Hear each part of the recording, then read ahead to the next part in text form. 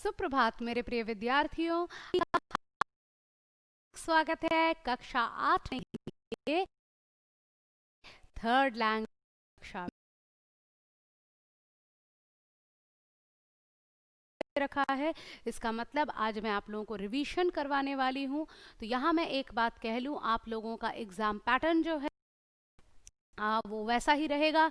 MCQ को सारे के सारे वर्ड मीनिंग्स पढ़ने हैं। कल जब मैं आप लोगों का ऑफलाइन क्लास ले रही थी तो मैं जो है आप लोगों का वो जो लास्ट चैप्टर था, क्या नाम था उसका, शायद सब्र का फल नाम था। तो उसका मैंने आप लोगों को वर्ड मीनिंग देना मतलब पढ़ाना मैं भूल गई थी, लेकिन देखिए वो बुक आप लोग देख के उसको पढ़ लीजिए।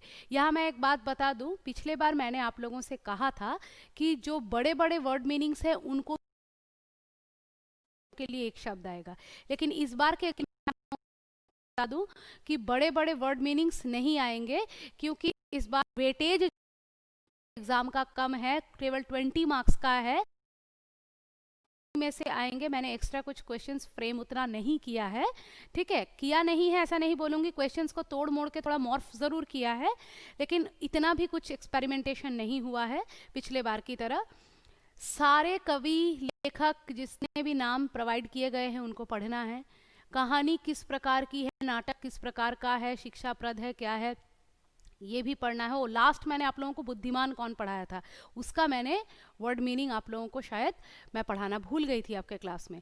आप लोगों का कल ही मैंने ऑफलाइन वीडियो दिया है, आप लोग ज़रूर देख लीजिएगा। उसमें कौन के मतलब जो ग्रामेटिकल एक्सरसाइजेस वगैरह हैं, कुछ कुछ बुक क्वेश्चंस वो भी करवा दिए थे, और इसके अलावा सर ने भी आप लोगों को कुछ क्वेश्चंस करवाए थे, है ना।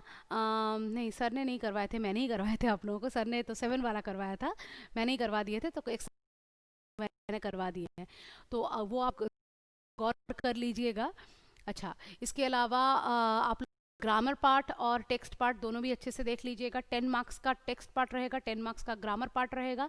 ग्रामर पार्ट तो अच्छे से उसको देख लीजिएगा, उसमें कोई दो राय नहीं है कि दोनों से ही होंगे, और लेकिन आप फिर भी कर पाएंगे।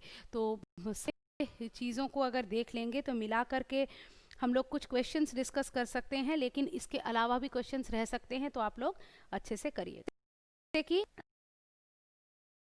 लोगों हमें किसकी पाबंदी सीख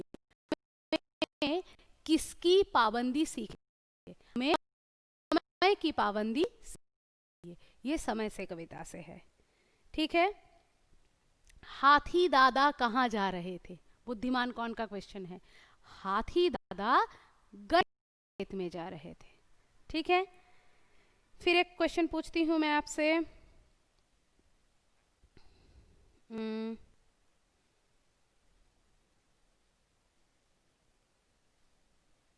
सिक्का लेकर लड़की क्या सकती थी, ये सब्र का फल से क्वेश्चन है।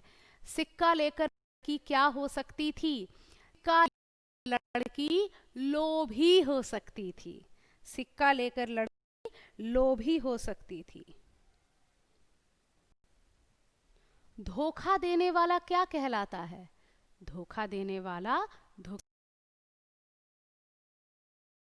फॉर्म चेंज कर दिया गया है।